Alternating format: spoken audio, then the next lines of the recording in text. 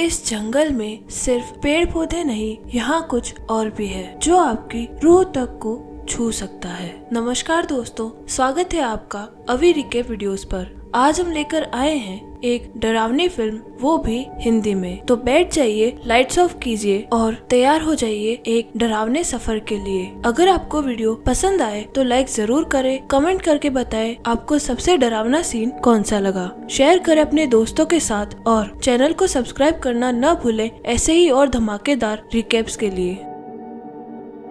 यह कहानी ब्रिटिश पर्यावरण विज्ञानी एडम हिचेंस से शुरू होती है, जो अपनी पत्नी क्लेयर, अपने बच्चे फिन और कुत्ते इग्गी के साथ आयरलैंड में एक नए घर में रहते हैं। उनका नया घर एक जंगल के पास है जिसे जल्द ही काटा जाने वाला है और एडम जंगल के कटने से पहले अपने शोध के लिए सामग्री इकट्ठा करना चाहता है। इसलिए जब क्लेयर नए घर की मरम्मत शुरू करती है, एडम बच्चे और कुत्ते को लेकर जंगल की खोज में निकल पड़ता है। एक पेड़ की छाल पर काले रंग का चिपचिपा पदार्थ देखकर वह उसका नमूना इकट्ठा करने लगता है। तभी उसे पता चलता है कि इग्गी बहुत दूर चला गया है। जब वह उसे वापस बुलाता है तो कुत्ता नहीं सुनता। एडम उसके पीछे जाता है और रास्ते में फिन का पेसिफायर एक नाले में गिर जाता है। जब वह इग्गी के पास पहुंचता है तो कुत्ता जंगल के बीच बने एक परित्यक्त ढांचे के आसपास भौंक रहा होता है। वहाँ दीवारें तो है लेकिन छत अधूरी है और अंदर मलबा भरा पड़ा है। फर्श पर बिखरे लकड़ी के टुकड़ों के बीच घास उगाई है, जिससे लगता है कि निर्माण कार्य बहुत पहले रुक गया था। एक कोने में एक मरा हुआ जानवर असामान्य स्थिति में पड़ा होता है। एडम सावधानी से पास जाता है, दस्ताने पहनता है और आवर्धक कांच से शव की जांच करता है। जानवर की पीठ पर एक लंबा घाव होता है जिसमें वही काले रंग का चिपचिपा पदार्थ भरा होता है। इसी बीच कॉलम डॉनेली नाम का एक आदमी अपने बेटे के साथ हिचेंस के घर आता है। क्लेयर उसकी कार पहचानते ही परेशान हो जाती है, क्योंकि यह उनकी पहली मुलाकात नहीं है और वह जानती है कि वह क्या कहने आया है। कॉलम उसके पति की जंगल में गतिविधियों से असहमत है। वह इसे जमीन पर अतिक्रमण और उनके लिए खतरनाक बताता है। क्लेयर उसे टालने के लिए वादा करती है कि वह एडम को उससे मिलने के लिए कहेगी, लेकिन कॉलम तब तक नहीं जाता जब तक वह ये नहीं कहता कि यह मुलाकात आज ही होनी चाहिए। जब वह अंततः घर के अंदर जाती है तो चौंक जाती है यह देखकर कि एडम पिछले दरवाजे से लौट आया है। वह आज के सैंपल्स को लेकर बहुत उत्साहित होता है और क्लेयर की बातों पर ज्यादा ध्यान नहीं देता, लेकिन वादा करता है कि वह पड़ोसी से बात करने की कोशिश करेगा। बाद में एडम माइक्रोस्कोप से सैंपल्स की जांच करता है और चौंक जाता है यह देखकर कि एक कोशिका दूसरी कोशिका पर हमला कर रही है। दूसरी कोशिका पहले जैसी बन जाती है जैसे उसे संक्रमित कर दिया गया हो। उधर क्लेयर बच्चे को सुला रही होती है, तभी छत से काला चिपचिपा पदार्थ टपककर बच्चे की कंबल पर गिरता है। वह एडम को बताती है कि छत से रिसाव हो रहा है और उसे अटारी में जाकर देखने को कहती है। एडम ऊपर जाकर अटारी की जांच करता है, लेकिन वहाँ रखे रिकॉर्ड्स के एक संग्रह में उलझ जाता है। वह दीवार के कोने में उस जगह को नहीं देख पाता जहाँ से काले पदार्थ के बाल जैसे रेशे उग रहे होते हैं। वह क्लेयर को कहता है कि सब कुछ ठीक है और रिसाव शायद नमी की वजह से है। फिर वह उसे कॉर्डिसेप्स नामक परजीवी फंगस की एक तस्वीर दिखाता है और बताता है कि यह एक ट्रोजन हॉर्स की तरह काम करता है। यह चींटी की खोपड़ी में प्रवेश करता है, उसका नियंत्रण हासिल करता है और पूरे कॉलोनी में अपने बीजाणु फैला देता है। क्लेयर को यह सुनकर घिन आती है, लेकिन तभी बेबी मॉनिटर से फिन के रोने की आवाज आ जाती है और उनका पल टूट जाता है जब वे अचानक कांच टूटने की आवाज सुनती है। ठीक उसी समय बच्चे का रोना तेज होकर चीख में बदल जाता है। वह तेजी से ऊपर की ओर दौड़ती है और दरवाजे के जोर से बंद होने की आवाज से चौंक जाती है, लेकिन किसी तरह दरवाजा खोल लेती है और बच्चे को उठा लेती है। एडम देखता है कि एक कोने में लैंप गिरा पड़ा है और खिड़की का कांच टूटा हुआ है। वह निष्कर्ष निकालता है कि किसी ने खिड़की के जरिए कुछ फेंका है। बाहर कोई दिखाई नहीं देता, लेकिन उसे यकीन हो जाता है कि यह कॉलम की तरफ से बदला है, क्योंकि वह तय किए हुए मुलाकात पर नहीं गया था। कुछ ही मिनटों में पुलिस पहुंचती है, लेकिन ज्यादा मदद नहीं करती। वह कहते हैं कि यह शायद किसी भ्रमित पक्षी की हरकत रही होगी। क्लेयर जो चाहती है कि एडम इस बात को गंभीरता से ले, बताती है कि पड़ोसियों ने उनके परिवार को अच्छी अच्छी तरह से स्वीकार नहीं किया है। और उसकी हैरानी तब बढ़ जाती है जब पुलिस वाला भी उनके आने से खुश नहीं लगा। वह बताता है कि यहाँ के लोग अंधविश्वासी है और उनके अनुसार वह जंगल हेलो नाम की रहस्यमय प्रजातियों जैसे परियां और गॉब्लिन्स का इलाका है। एडम यह सुनकर आंखें घुमा देता है और पुलिस वाले की बुद्धिमत्ता पर शक करता है, लेकिन वह कहता है कि वह खुद इन बातों में विश्वास नहीं करता। फिर भी नए पड़ोसियों को लेकर फैली असहजता माहौल में बेचैनी फैला रही है, क्योंकि स्थानीय लोग नहीं चाहते कि कोई उनके जंगल में दखल दे। पुलिस वाले कॉलम डॉनली की बेटी कोरा का जिक्र भी करता है। एक दिन वह जंगल में खो गई थी और कभी वापस नहीं लौटी। आज भी कॉलम का मानना है कि उसकी बेटी को जंगल के रहस्यमय शक्तियों ने उठा लिया है। पुलिस के जाने के बाद एडम को यकीन नहीं होता कि यह किसी पक्षी का काम है, इसलिए वह कॉलम के खिलाफ सबूत इकट्ठा करने का निश्चय करता है। वह पीछे खिड़की की तस्वीरें ले रहा होता है, तभी झाड़ियों में कुछ हलचल महसूस होती है। वह कैमरा झाड़ियों की ओर करता है और फ्लैश मारता है। एक पल के लिए अजीब आकृति और चमकती हुई आंखें नजर आती है। वह आकृति सिर्फ एक क्षण के लिए दिखाई देती है, इसलिए एडम सोचता है कि यह शायद उसका वहम था। उसे अपने कुत्ते इग्गी के व्यवहार की चिंता होती है, जो शेड की तरफ घुर्रा रहा होता है और भौंकता है। एडम पास जाकर सुनता है कि अंदर से किसी इंसान जैसी सिसकी आ रही है और वह अंदर झांकने का फैसला करता है, लेकिन उसे वहाँ सिर्फ कबाड़ दिखाई देता है। उसके बाहर जाने के बाद शेड का दरवाजा फिर से अपने आप खुलता है और एक नवजात बच्चे की धीमी रोने की आवाज सुनाई देती है। अगले दिन एडम अपनी पत्नी से वादा करता है कि वह कॉलम से बात करेगा, लेकिन पहले खिड़की ठीक कर लेगा। फिर वह फिन को लेकर शहर जाता है और क्लेयर घर पर इग्गी के साथ रहती है। बच्चे का कमरा साफ करते समय क्लेयर देखती है कि काले चिपचिपे पदार्थ ने एक चादर पर इकट्ठा होकर एक डरावनी फंगस जैसी आकृति बना ली है। उधर उसे यह पता नहीं होता कि इग्गी फिर से झाड़ियों की ओर देख रहा है और उसके बाद जंगल में चला जाता है। इस बीच एडम शहर पहुंचता है, जहां लोग उसे उत्सुक निगाहों से देखते हैं। वह खिड़की को ग्लेजियर थॉम्स के पास लाता है। थॉम्स जानता है कि एडम क्या काम करता है और बिना किसी भूमिका के रहस्यमय प्राणियों की बात करने लगता है। उसके अनुसार जिसे लोग पक्षी समझ रहे हैं, वह दरअसल हेलो की एक उपस्थिति है, जो उसी तरह एडम के घर में घुस आई है जैसे वह जंगल में घुसी थी। थॉम्स खिड़की ठीक करने को तैयार हो जाता है, लेकिन चेतावनी देता है कि बिना धातु के हिस्से के यह ज्यादा मदद नहीं करेगा। उसी समय कॉलम और उसका बेटा अचानक क्लेयर के घर पहुंच जाते हैं, जिससे क्लेयर बहुत बुरी तरह चौंक जाती है कि वह आदमी अचानक उसके घर के अंदर कैसे आ गया। कॉलम बहुत गुस्से में होता है और उस पर आरोप लगाता है कि उसने उसकी चेतावनियों को गंभीरता से नहीं लिया। वह कहता है कि वह पागल नहीं है जैसा कि वह सोचती है। जब कॉलम अपनी जेब में हाथ डालता है तो क्लेयर लगभग रो पड़ती है, लेकिन वह सिर्फ एक पुरानी किताब उसे देने के लिए आया था। वह किताब को मेज पर रखकर बिना कुछ कहे चला जाता है। वापस घर लौटते समय एडम गिरी हुई एक खिलौना उठाने के लिए झुकता है और एक पल के लिए सड़क से ध्यान हटा लेता है। इसी दौरान वह लगभग कॉलम को टक्कर मार देता है, जो अपनी फार्म की ओर लौट रहा होता है, लेकिन सौभाग्य से वह समय पर गाड़ी रोक देता है। दोनों एक दूसरे को घूरते हैं जैसे कोई चेतावनी दे रहे हैं। फिर एडम आगे बढ़ता है और अगला रास्ता जंगल से होकर गुजरता है। तभी कार की म्यूजिक टेप गड़बड़ाने लगती है और फंस जाती है। डैशबोर्ड भी अजीब तरीके से काम करना बंद कर देता है और कार इधर उधर डगमगाने लगती है, जैसे स्टीयरिंग व्हील काम नहीं कर रहा हो। एडम जोर से ब्रेक लगाता है। झटके से हाल ही में ठीक की गई गाड़ी फिर से टूट जाती है और अब कार स्टार्ट भी नहीं हो रही। एडम बोनेट खोलता है तो देखता है कि इंजन के अंदर सब कुछ काले चिपचिपे पदार्थ से भर गया है। वह पीछे से एक औजार लेने जाता है, तभी कोई उसे धक्का देता है और बोनेट जोर से बंद कर देता है। जब उसे होश आता है तो रात हो चुकी होती है और वह कार के डिक्की में बंद होता है। उसे बच्चे के रोने की आवाज सुनाई देती है, जो कार की पिछली सीट पर अकेला है। तभी कोई चीज कार पर हमला करने लगती है। चारों तरफ से जोर जोर से हिलाने और पीटने की आवाजें आती है। खिड़कियों के बाहर से विशाल परछाइयां तेजी से गुजरती है और कार के दरवाजे जोर से बजते हैं, जैसे कोई अंदर आने की कोशिश कर रहा है। डर के मारे एडम सीट का कवर फाड़ देता है, बच्चे को पकड़ता है और टॉर्च लेकर बाहर निकल जाता है। वह चीज जो उन पर हमला कर रही थी अब जा चुकी लगती है, लेकिन कार पर पंजों के गहरे निशान बने होते हैं। उसे इग्गी के भौंकने की आवाज सुनाई देती है और वह उसका पीछा करते हुए घर पहुंचता है और क्लेयर से कहता है कि वह पुलिस को बुलाए। एडम अब भी यकीन करता है कि यह सब कॉलम की करतूत है। क्लेयर उसे राइफल लिए देखकर डर जाती है, लेकिन वह कहता है कि यह सिर्फ एहतियात के लिए है। जब वे ऊपर पहुंचते हैं तो अचानक घर की सारी लाइट चली जाती है और कई खिड़कियां एक साथ टूटने लगती है। एडम अपनी पत्नी और बच्चे को कमरे में बंद रहने का निर्देश देकर नीचे राइफल के साथ उतरता है। एक कमरे से रोशनी की चमक आ रही होती है और वह धीरे से दरवाजा खोलता है। अंदर से एक तीखी चीख सुनाई देती है और एडम गोली चला देता है, जिससे ऊपर क्लेयर डर से कांप उठती है। लेकिन जल्दी एडम को एहसास होता है कि कमरे में कोई नहीं है। वह आवाज दरवाजे के चरमराने की थी और फ्लैश उसकी अपनी कैमरा से आ रही थी। इसके बावजूद यह साफ होता है कि घर में कोई घुस आया था। सब कुछ अस्त व्यस्त हो चुका है। गुस्से में आकर एडम कॉलम को गालियां देता है और उसकी दी हुई मूर्खतापूर्ण किताब का मजाक उड़ाता है। क्लेयर उसे समझाती है कि कॉलम सही हो या गलत, इस समय यहाँ से जाना ही सुरक्षित रहेगा। वे जल्दी से सामान समेटते हैं और इग्गी को ढूंढते हैं। एडम उसे शेड में पाता है। इग्गी के मुंह में कुछ होता है। वह खून से लथपथ होता है और उसकी एक आंख लाल हो चुकी होती है और अपने परिवार को लेकर उस जगह पहुँचता है जहाँ उसने कार छोड़ी थी। लेकिन वहाँ पहुँचते ही इग्गी बेचैन हो जाता है, भाग जाता है। कपल उसके पीछे से उसकी भौंकने की आवाजें सुनते हैं जो जल्द ही दर्द से कराहने में बदल जाती है। उन्होंने भागने का फैसला किया। वे इंजन को ठीक करने की कोशिश करते हैं जो इस समय तक एक मोटी चिपचिपी झिल्लियों की परत से ढक चुका है। तभी क्लेयर पीछे देखती है और स्तब्ध रह जाती है जब वह कई डरावनी प्रजातियों को जंगल से रेंगते हुए बहुत तेजी से उनकी ओर आते देखती है। घबराकर वह एक्सीलरेटर पर और जोर से पैर दबाती है और कार स्टार्ट हो जाती है। लेकिन तभी एडम बोनेट बंद करता है और उसके पीछे क्लेयर को कई राक्षसी प्राणी दिखाई देते हैं। उसके चीखने की आवाज सुनकर एडम तुरंत अंदर आता है और दोनों हाईवे की ओर निकलने की कोशिश करते हैं। हालांकि कार का पीछा वे जीव करते हैं जो उस पर कीचड़ फेंकते हैं और पीछे की खिड़कियां तोड़ देते हैं। अचानक एक ज़ॉम्बी जैसी लड़की उनके सामने आ जाती है और क्लेयर कार से नियंत्रण खो बैठती है, जिससे वाहन ढलान से नीचे गिर जाता है। उनके पास कोई विकल्प न होने पर वे फिर से घर की ओर दौड़ते हैं और वहीं रुकर राहत की सांस लेते हैं, इस सच्चाई को स्वीकार करते हुए कि हेलो सच में मौजूद है। एडम झांककर कुंडी से देखता है, यह सुनिश्चित करने के लिए कि कोई उनका पीछा तो नहीं कर रहा। तभी अचानक कुछ उसकी आंख पर वार करता है। दरवाजा जोर जोर से हिलने लगता है और कुंडी से कीचड़ अंदर आने लगती है। जब शोर बंद हो जाता है, एडम टॉर्च के साथ दरवाजा खोलता है और उस भयानक प्राणी पर रोशनी डालता है। जब वह चीज पीछे हटती है और चीखती है तो एडम समझ जाता है कि इस प्रजाति को रोशनी से डर लगता है। वह तुरंत जनरेटर चालू करने का फैसला करता है, लेकिन इसके लिए उसे बाहर जाना होगा। सबसे पहले वह क्लेयर और फिन को अटारी में छोड़ता है और कहता है कि ट्रैप डोर को मजबूती से बंद रखे। वह शेड में जाता है और देखता है कि वहाँ भी हर जगह कीचड़ फैला हुआ है, यहाँ तक कि सर्किट बॉक्स पर भी। इसी बीच क्लेयर देखती है कि अटारी में बहुत तेजी से नमी आ रही है और लकड़ी कमजोर होकर टूटने लगती है। वह एडम को चेतावनी देना चाहती है, लेकिन बेबी मॉनिटर की रेंज कम होने के कारण एडम को सिर्फ स्टैटिक सुनाई देता है। क्लेयर अपने बच्चे की रक्षा के लिए ट्रैप डोर को कसकर पकड़ती है। तभी एक चिपचिपा हाथ लकड़ी तोड़कर अंदर आता है। वह पंजा हवा में टटोलता है जैसे उसका चेहरा ढूंढ रहा हो। इसी बीच छत पर अन्य घुसपैठिए आ जाते हैं और शिंगल्स में दर्जनों छेद कर देते हैं। शेड में एडम तीव्रता दर्द से जूझता है और भ्रम की स्थिति में चला जाता है, लेकिन वह खुद को संभालने की कोशिश करता है। जैसे ही राक्षसी पंजा क्लेयर की आंख के पास पहुंचता है, एडम अंततः जनरेटर चालू करने में सफल होता है। जैसे ही रोशनी जलती है, सभी प्राणी तुरंत गायब हो जाते हैं और क्लेयर को फिर से शांति मिलती है। एक लोहे की छड़ छूते हुए एडम का हाथ कट जाता है और वह देखता है कि उसकी हथेली से कीचड़ निकल रही है। घर लौटने पर उसे एहसास होता है कि रोशनी अब उसे भी नुकसान पहुंचा रही है और जब वह शीशे में अपनी आंख देखता है तो वह डर से भर जाता है। यह साफ हो जाता है कि वह किसी तरह संक्रमित हो चुका है। वह अपनी पत्नी से कुछ नहीं कहता, एक आई पैच पहनता है और खिड़कियों पर लोहे की सलाखें लगाने में मदद मांगता है। क्लेयर पूछती है कि उसे कैसे पता कि यह काम करेगा और गौर करती है कि वह खुद सलाखों को छूता तक नहीं। थोड़ी देर बाद वह चौंक जाती है जब एक राक्षसी जीव कांच से दूसरी ओर दिखाई देता है, लेकिन वह ये भी देख सकती है कि वह वास्तव में अंदर नहीं घुस सकता। एडम बताता है कि जनरेटर ज्यादा देर तक नहीं चलेगा। वह बच्चे को एक अलमारी में रखता है और बेबी मॉनिटर उसके पास छोड़ देता है। क्लेयर को यह बात ज्यादा पसंद नहीं आती, लेकिन वह मान जाती है कि यह शायद सुरक्षित होगा। एडम हेलो पर लिखी किताब पढ़ना शुरू करता है और एक अध्याय पाता है फेक चाइल्ड की घटना के बारे में। उसी समय क्लेयर इस बात को लेकर बेचैन होने लगती है कि उसे बच्चे की कोई खबर नहीं है। साथ ही उसे अपने पति पर भी शक होने लगता है। वह चुपचाप अलमारी की जांच करने की कोशिश करती है, लेकिन जैसे ही वह दरवाजा खोलती है, एक राक्षसी जीव को उसके बच्चे को उठाते हुए देखकर चीख पड़ती है। है। वह प्राणी कीचड़ से सड़ी गली दीवारों में समा जाता है और दंपति घबरा जाते हैं। घर में फिन की रोने की आवाज का पीछा करते हैं। एडम अटारी में बच्चे को लिए अपहरणकर्ता को ढूंढ लेता है, लेकिन जैसे ही वह फिन को वापस लेने जाता है, एक और राक्षसी पंजा छत के ऊपर से आकर उसके चेहरे को घायल कर देता है। लड़खड़ाते हुए वह ट्रैप डोर से नीचे गिर जाता है और वह प्राणी फिन को लेकर भाग जाता है। क्लेयर तुरंत नीचे दौड़ती है और बेबी मॉनिटर की मदद से जंगल में उस प्राणी का पीछा करती है। एडम को थोड़ी चेतना लौटती है और वह अपने घायल पैर का इलाज करता है, जबकि उसके शरीर में फैला संक्रमण उसे धीरे धीरे घेर रहा होता है। क्लेयर को झील में फिन का कंबल तैरता हुआ दिखाई देता है और वह तुरंत उसमें कूद जाती है और कुछ ही क्षणों में बच्चे को अपनी बाहों में लेकर बाहर आती है। जीव झाड़ियों में अब भी छिपे होते हैं, लेकिन कोई भी उसे रोकने की कोशिश नहीं करता। घर पहुंचने पर जब एडम अपनी बाहें फैलाती है तो क्लेयर थोड़ी झिझकती है, लेकिन फिर उस पर भरोसा करते हुए बच्चा उसे सौंप देती है। लेकिन तुरंत ही उसे इस फैसले पर पछतावा होता है जब एडम कहता है कि यह उसका बच्चा नहीं है। क्लेयर को चींटियों की कहानी याद आती है और वह कहती है कि फंगस उसके दिमाग पर असर डाल रहा है, लेकिन एडम जिद करता है कि यह नकली बच्चा है। वह क्लेयर को धक्का देता है और बच्चे को धमकाने लगता है, यहाँ तक कि अपने माथे पर एक कील भी रख देता है। एडम वास्तव में उस बच्चे को बदलता हुआ देख रहा होता है, लेकिन जब क्लेयर उसे पीछे से मारती है और बच्चा पकड़ लेती है तो उसका चेहरा एकदम सामान्य होता है। क्लेयर दौड़कर शेड में जाती है और खुद को अंदर बंद कर लेती है, जबकि एडम उसका पीछा करता है। दरवाजे के पार से वह उससे कहता है कि यह बच्चा बुरा है और असली फिन को जीव इतनी आसानी से कभी नहीं लौटाते। उसकी बातों में कुछ सच्चाई लगती है, लेकिन उसकी आवाज तेजी से बदल रही होती है। क्लेयर दरारों से देखती है कि उसके चेहरे में बदलाव हो रहे हैं। जब एडम आखिरकार शेड का दरवाजा तोड़ता है, क्लेयर उस पर रोशनी डालती है और खुद को एक लंबी दरांती से बचाती है, यह जानकर कि अब वह हेलो का हिस्सा बन चुका है। एडम दर्दनाक एंटन से गुजरता है और क्लेयर को उसके भीतर उगती फंगस देखकर दया आती है, लेकिन जल्द ही वह उसके पैर को कसकर पकड़ लेता है और क्लेयर फैसला करती है कि उसे पीछे छोड़ देना ही बेहतर है। वह कैमरा लेकर वहाँ से निकल जाती है। एडम अब परिवर्तन के बहुत उन्नत चरणों में होता है, लेकिन वह फिर से होश में आता है और वह जलती हुई दराती के साथ अपनी पत्नी के पीछे भागता है। जंगल के बीचों बीच वह एक अधूरी संरचना से गुजरता है और वहाँ उसे इग्गी मिलता है, जो पूरी तरह से रूपांतरण में होता है। जीव धीरे धीरे वहाँ आना शुरू करते हैं, लेकिन आग की चमक उन्हें पीछे हटा देती है। काफी देर भागने के बाद क्लेयर एक पड़ोसी के घर तक पहुँचती है और शरण की गुहार लगाते हुए दरवाजा खटखटाती है, लेकिन दरवाजा खोलता है कॉलम। उसके हाथ में बंदूक होती है और वह निर्दयता से उसे बाहर निकाल देता है, डरते हुए कि उसकी मौजूदगी राक्षसों को वहाँ खींच लाएगी। उधर एडम अब भी उस जर्जर निर्माण स्थल पर मशाल लेकर जीवों से बचता हुआ आगे बढ़ता है और एक छोटी लड़की तक पहुँचता है, जो पहले ही पूरी तरह से बदल चुकी होती है। वह अनुमान लगाता है कि यह कॉलम की बेटी कोरा है और उसके हाथों में जो बच्चा है वह असली फिन है। क्लेयर जब एडम के पास पहुँचती है तो वह अपनी हथेली खोलती है और उसे वह पेसिफायर दिखाती है जो धारा में गिर गया था। एडम उसके पास आने की कोशिश करता है, लेकिन कोरा उस पर गुस्से से गुर्राती है। जंगल में खोई हुई क्लेयर कैमरे की फ्लैश लाइट से रास्ता देखने और प्राणियों को दूर रखने की कोशिश करती है। जब वह देखती है कि कई राक्षस पेड़ों की ऊंचाई पर छिपे हैं, तभी कैमरा लो बैटरी की बीप देता है। अचानक एक राक्षस उसके सामने कूदता है और वह खुद को चारों तरफ से घिरा हुआ पाती है। वह लगातार फ्लैश का इस्तेमाल करती है, लेकिन जल्द ही वह एक गड्ढे में गिर जाती है, जहाँ बचना और भी मुश्किल हो जाता है। जैसे ही राक्षस पास आते हैं, कैमरा पूरी तरह बंद हो जाता है। तभी कोई परिचित आवाज उसका नाम पुकारती है। एडम उसके पास खड़ा है, एक बच्चा लिए हुए, और कहता है कि यही असली फिन है। क्लेयर अपने पति की हालत और उसका राक्षसों के साथ अजीब व्यवहार देखकर चौंक जाती है, लेकिन जब वह देखती है कि दोनों बच्चे एक जैसे दिखते हैं तो वह पूरी तरह उलझन में पड़ जाती है। एडम उससे विनती करता है कि वह असली बच्चे को पहचान कर ले जाए और खुद राक्षसों से लड़ने लगता है, जब तक कि एक पंजा उसकी पीठ में धंस नहीं जाता। निर्णय लेने का समय नहीं होने पर क्लेयर एक बच्चे को जमीन पर छोड़ती है और दूसरे को उठा लेती है। सूरज उगने लगता है और पहली किरण उस छोड़े गए बच्चे पर पड़ती है। एडम सांस रोके देखता है और जब वह बच्चा धूप में जलकर अपनी असली राक्षसी शक्ल में आकर राख बन जाता है तो उसकी आंख से आंसू गिरता है। यह साबित हो जाता है कि वह नकली था। एडम आखिरी सांस लेता है और क्लेयर अपने असली बेटे के साथ सुरक्षित घर लौट आती है। कुछ समय बाद वह जंगल काटा जाने लगता है और लॉग से लदी ट्रक एक काली चिपचिपी परतें दिखाई देती है।